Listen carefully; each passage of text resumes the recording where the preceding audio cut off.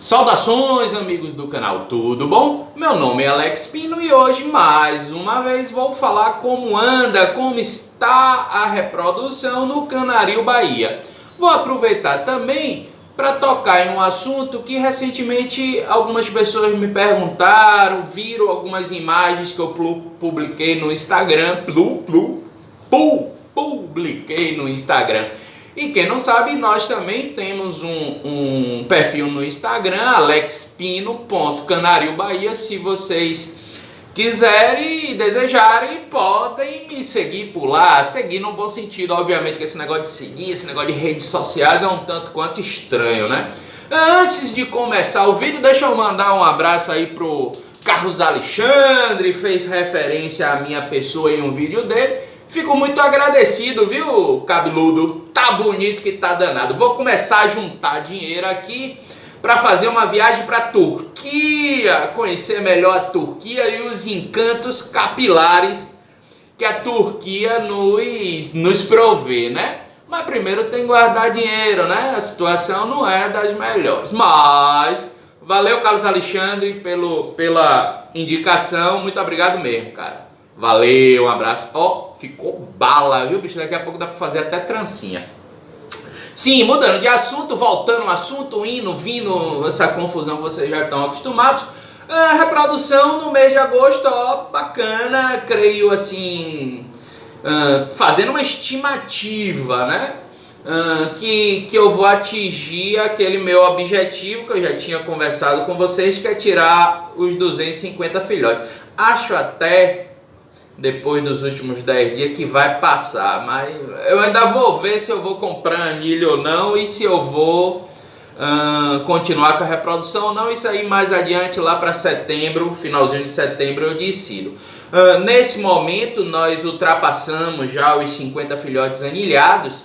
Creio que, assim, como tem algumas canárias para nascer nesse finalzinho de agosto, hoje é dia 20, ainda faltam 10 dias, eu acho que tem, sei lá, umas 15 canárias para nascer, então acredito que o mês de agosto nós vamos fechar em torno de uns 80 filhotes em agosto. Tiramos alguns poucos em julho e tal, então é a estimativa do final de agosto a gente fechar com pelo menos entre 70 e 80 filhotes nascidos em agosto. Como teoricamente ainda teria setembro, outubro e novembro, porque aqui normalmente em novembro no meu canaril as fêmeas começam a parar, os machos a entrar em muda. Não, uma de Faustão, não é Faustão que faz esse negócio. Desculpe o barulho. Teoricamente, se eu tirei 80, agora ainda tenho 3 meses, 3 vezes 8, 24, ia para 320.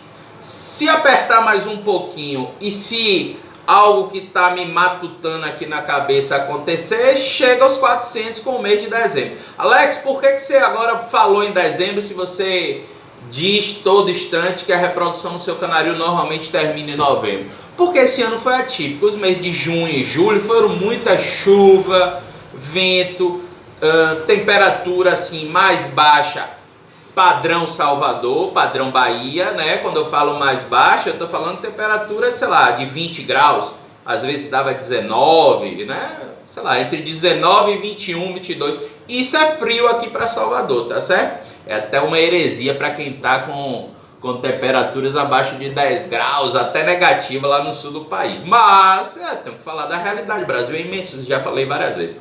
Então eu acho que isso deu uma atrasada no início da reprodução e eu estou assim acreditando que pode ser que ao invés de terminar em novembro, como esse ano começou mais tarde, que termine, que as fêmeas comecem a parar e os machos a entrar em muda só em dezembro. Mas isso a gente ainda vai analisar. Por quê? Porque é muito uma questão do ovo ou galinha. Nossos canários aqui, eles começam a reprodução em junho e terminam em novembro porque eu começo em junho ou porque é o clima que rege isso? Então essa dúvida a gente vai tirar esse ano, tá certo? Um dos assuntos que me perguntaram durante a semana foi em relação a ovindez. Eu publiquei algumas fotos no Instagram, eu quase todo dia, melhor quase todos os dias. Dificilmente eu publico uma foto lá, ou de um aninhado, ou de um filhote, ou menção a um casal adulto, ou a um ninho que tá sujo. Dou minhas picotadas lá no Instagram. E aí alguns ninhos a galera viu uma bola de gude. E aí me perguntaram: Alex, você usa bola de gude? Sim, uso bola de gude. Por que esse tipo de coisa? Aí resolvi falar assim de uma maneira mais ampla da questão do ovo indês. São os ovinhos artificiais, né?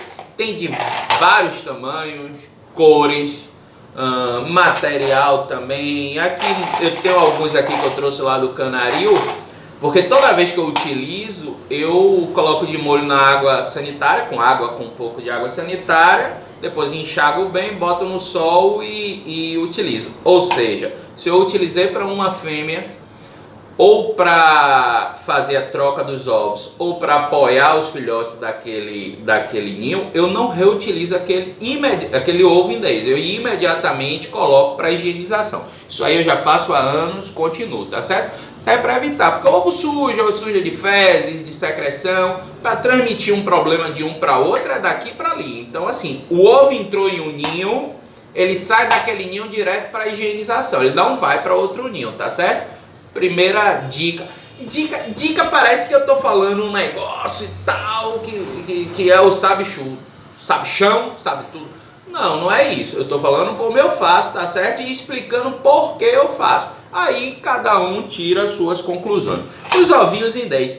Aí assim, por exemplo, eu tenho esse aqui pequenininho, deixa eu ver se consegue visualizar. Acho que consegue. Esse é um pouquinho maior, um azul mais forte, tá vendo?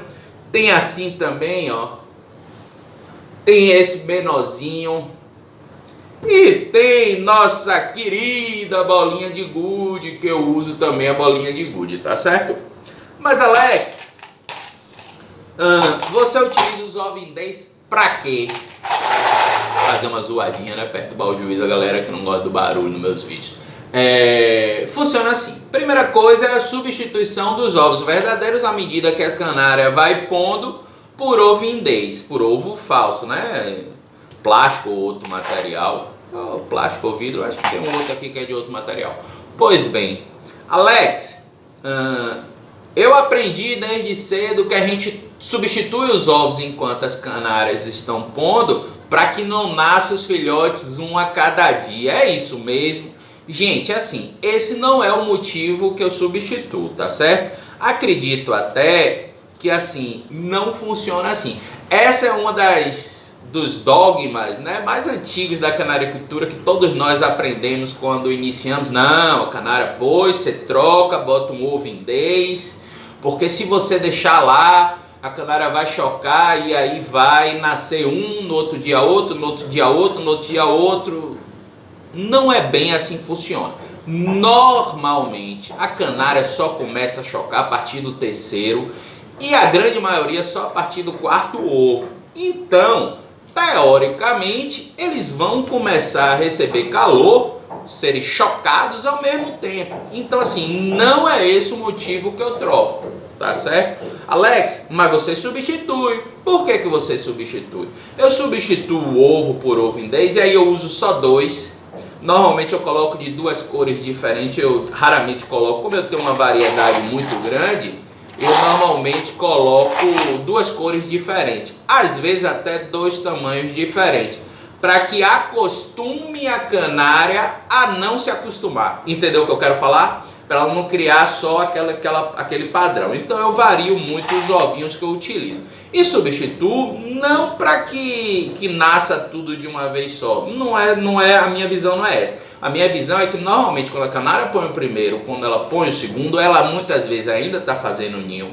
Muitas vezes o macho ainda está cruzando. O macho vai, cruza no ninho, a canária tira os cordões no ninho. Então a possibilidade de quebrar os ovos é grande. Existem vários criadores que não tiram e vários que tiram. Na boa, eu tiro, mas no sentido de preservar os ovos para prevenir um possível acidente, tá certo? Essa é a minha visão. Já aconteceu de eu deixar e nasceram no máximo com diferença de um dia. Nasce dois hoje, nasce dois amanhã. Então assim, é mais ou menos a minha experiência com isso. Mas eu tiro para evitar que quebre, tá certo? Então já faço já a rotina. Canária pôs, tiro, boto na vasilhinha. A vasilhinha também tem 300 mil tipos de coisa que pode botar na vasilhinha. Algodão, papel higiênico, pano, semente. Aí tem gente que diz que é o piche-fura, então tem que ser para isso. Cada um coloca o que achar melhor, tá certo? Desde que o ovo fique bem acondicionado, protegido, para não sofrer nenhum tipo de rachadura ou quebra. Valeu? Tranquilo. Uma outra finalidade que eu utilizo os ovos indês é de dar apoio aos filhotes, principalmente se for uma ninhada pequena. Se é uma ninhada maior, de 3, 4, um acaba apoiando o outro. A forma com que a canária alimenta os filhotes, ela muda não, na verdade os pássaros, a forma com que os pássaros muda de pássaro para pássaro. Então, por exemplo, no caso do canário, ela necessita, para alimentar bacana, que o filhotinho suba, abra o bico para receber a alimentação. Tem outros pássaros, periquito, por exemplo, um farninho, né? Um negócio até reto, com um pouquinho de madeira lá, maravilha, não sei o quê, porque o periquito encaixa assim e acaba alimentando. Então, se o filhotinho estiver deitado, ela vai lá, então não precisa levantar. No caso do canário, precisa. E eu utilizo muitos ovos indês para dar suporte ao filhotinho. Por isso que eu tenho de alguns tamanhos aqui diferentes. Logo, quando nasce, a depender da situação, eu coloco o menorzinho. Ele vai 3, 4 dias, eu já boto maior. E aí que entra a bolinha de gude. A bolinha de gude, ela é redonda, tá? E por ser um pouquinho mais pesada, ela fica centralizada. Normalmente ela fica centralizada, fazendo com que os filhotinhos fiquem ao redor. É essa a minha observação. Algo também que talvez até um professor de física pode me contestar é em relação à temperatura.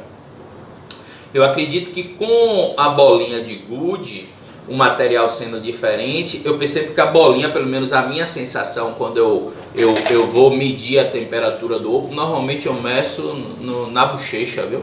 Tem gente que mede aqui no pulso, né? Tipo mingau de neném. Eu boto aqui normalmente na bochecha, é uma área um pouco mais sensível, consegue detectar se o ovo tá quente, está vazio, esse tipo de coisa. Então assim, porra, ovo na bochecha pegou mal pra caralho, né? Ovo de plástico, tá certo? Bola de gude.